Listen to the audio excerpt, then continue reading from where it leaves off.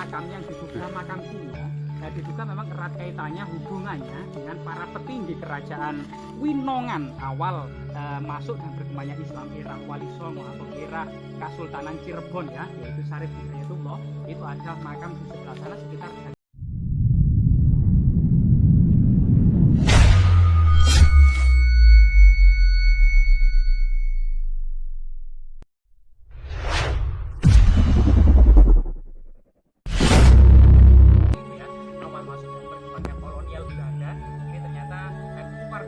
yang masih erat hubungannya dengan para wali songo atau raja-raja Jawa masih mempertahankan tipe-tipe nisan seperti ini. Nah, tipe-tipe nisan ini ya kelihatannya terbuat dari batu putih ya, yang biasa digunakan di pesisir utara Jawa termasuk di Papua.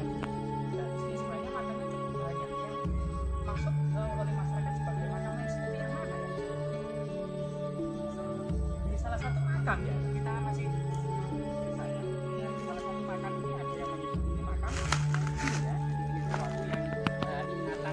setelah berkembangnya film Tutur Tinular ya sekitar tahun 1970-an. Jadi film ini sangat mengena sekali, banyak kemudian tokoh-tokoh fiktif dalam film ini yang menjadi ingatan oleh masyarakat dan dianggap sebagai bagian dari sejarah awal peradaban sejarah Majapahit gitu ya.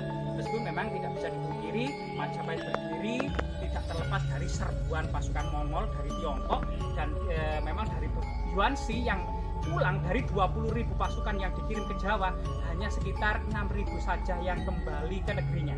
Sebagian diduga menetap di Jawa termasuk menetap di Kalimantan Barat.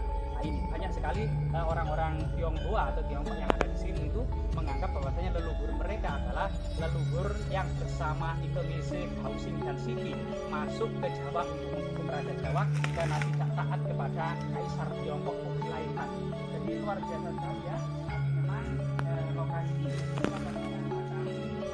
Raden Purwokerto itu memang ada ini.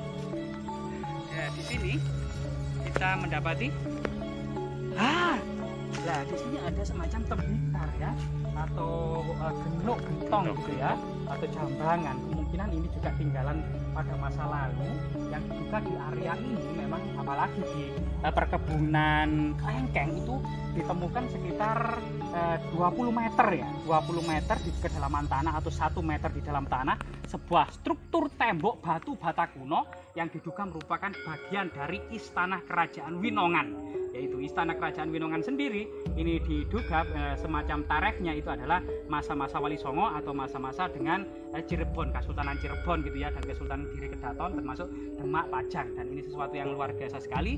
Di sini bisa dianggap sebagai referensi tentang masuk dan berkembangnya agama Islam di Pasuruan ya. Tentunya juga bersumber dari para ahli maupun dokumen-dokumen historis untuk kemudian melacak jejak-jejak tersebut. Semoga aktivitas kita bermanfaat teman-teman, dan semoga kemudian para pendahulu kita yang mengawali masuk dan perkembangan Islam di Pasuruan ini mendapatkan kedudukan yang istimewa dan tinggi di sisi Allah Subhanahu wa taala. Amin ya rabbal alamin.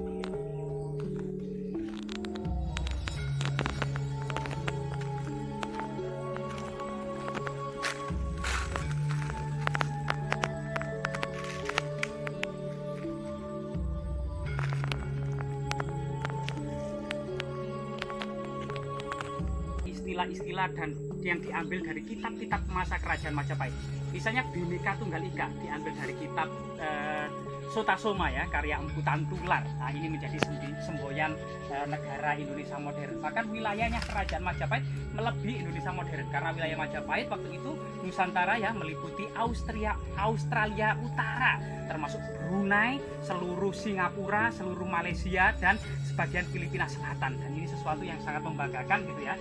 Dan coba di sini kemudian semacam sejarah awal kerajaan Majapahit yang diangkat dalam film Tutur Tinular itu kemudian ada semacam novel yang di dalamnya Arya Kamandanu, Meisin, Losisan. Nah itu, ini semuanya kemudian dianggap oleh sebagian masyarakat ternyata bagian dari sejarah kebesaran Majapahit. Nah ini, jadi film ini dianggap kemudian sangat mengenal menyentuh hati perasaan bangsa Indonesia dan tokoh-tokoh yang sebelumnya adalah tokoh-tokoh fiktif gitu ya, disisipkan dalam sejarah awal peradaban Majapahit itu kemudian dianggap sebagai bagian sejarah Majapahit, sehingga kemudian banyak sekali situs-situs yang di daerah-daerah, di lereng-lereng gunung, di lereng Gunung Anjasmara misalnya, di Welirang, Arjuna, ini ternyata banyak kemudian ada beberapa makam atau situs yang diberi nama Arya Kamandanu, yang diberi nama Maisina. Salah satunya di tengah-tengah kebun ini ya.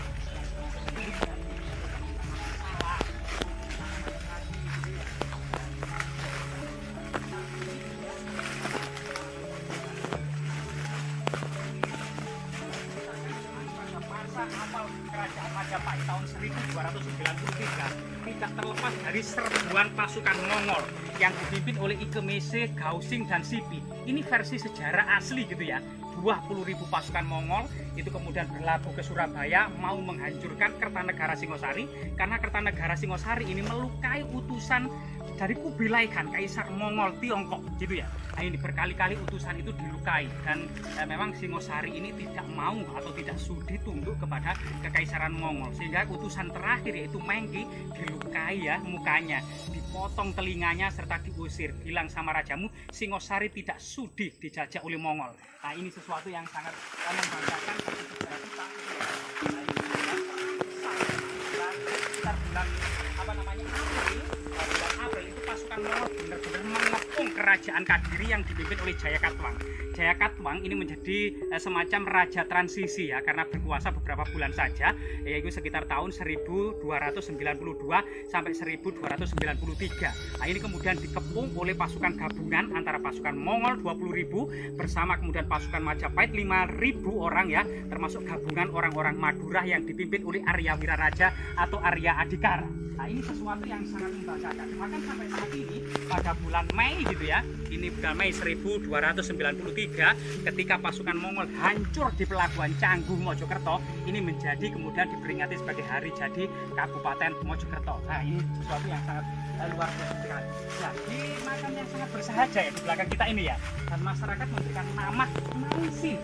Nah, ini di bawah pohon-pohon aneh ini. Biasanya pohon ini baru muncul di Nusantara ini.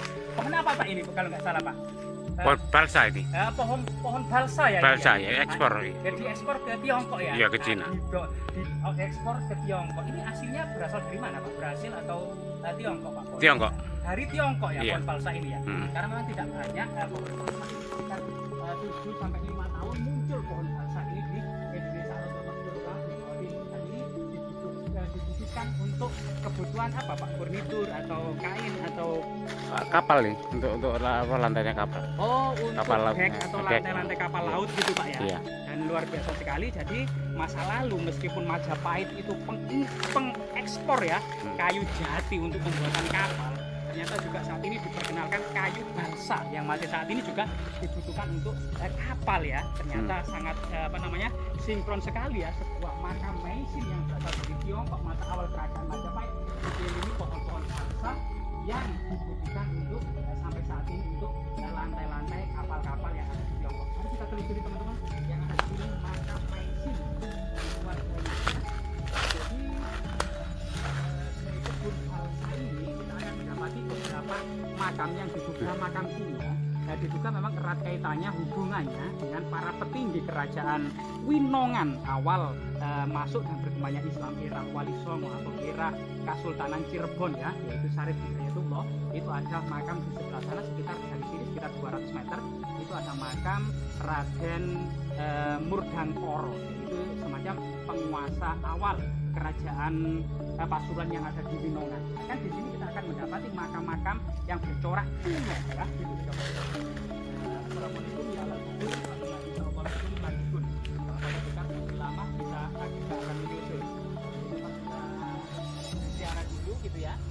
Ziarah dulu. Bangsa Laruki Fatihah.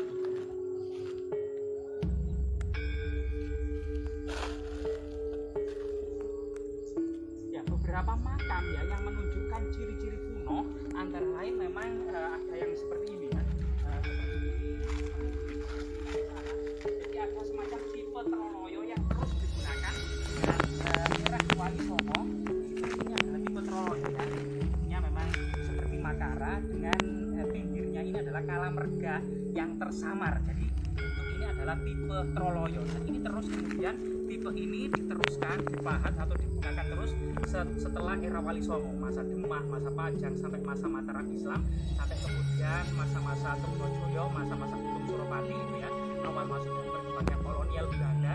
Ini ternyata keluarga yang masih erat hubungannya dengan para Wali Songo atau raja-raja Jawa masih mempertahankan tipe-tipe nisan seperti ini. Nah ini tipe nisan ini ya kelihatannya terbuat dari batu putih ya, yang biasa digunakan di pesisir utara Jawa termasuk di Pasuruan. Dan di sini sebenarnya makamnya cukup banyak yang masuk oleh masyarakat sebagai makam yang seperti yang mana ya?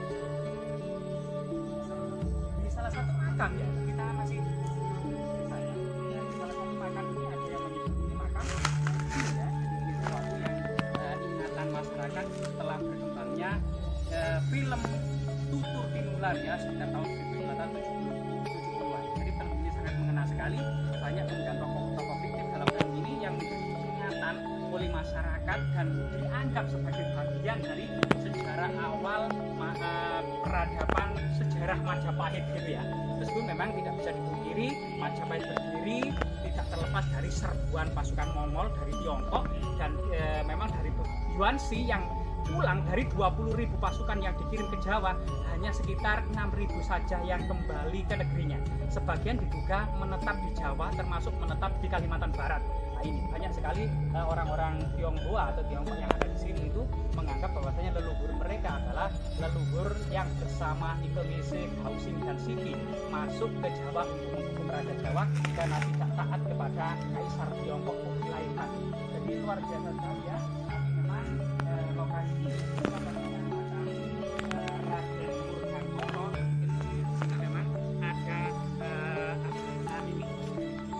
Ya, di sini kita mendapati lah di sini ada semacam tembikar ya atau genuk gentong gitu ya atau jambangan. Kemungkinan ini juga tinggalan pada masa lalu yang juga di area ini memang apalagi di perkebunan kelengkeng itu ditemukan sekitar 20 meter ya, 20 meter di kedalaman tanah atau 1 meter di dalam tanah sebuah struktur tembok batu bata kuno yang diduga merupakan bagian dari istana kerajaan Winongan. Yaitu istana kerajaan Winongan sendiri ini diduga semacam tareknya itu adalah masa-masa Wali Songo atau masa-masa dengan Cirebon, Kesultanan Cirebon gitu ya, dan Kesultanan Giri Kedaton termasuk Demak, Pajang. Dan ini sesuatu yang luar biasa sekali. Di sini bisa dianggap sebagai referensi tentang masuk dan berkembangnya agama Islam di Pasuruan ya. Dan tentunya juga bersumber dari para ahli maupun dokumen-dokumen historis untuk kemudian melacak jejak-jejak tersebut. Semoga aktivitas kita bermanfaat teman-teman, dan semoga kemudian para pendahulu kita yang mengawali masuk dan perkembangan Islam di Pasuruan ini mendapatkan kedudukan yang istimewa dan tinggi di sisi Allah Subhanahu wa taala. Amin ya rabbal alamin.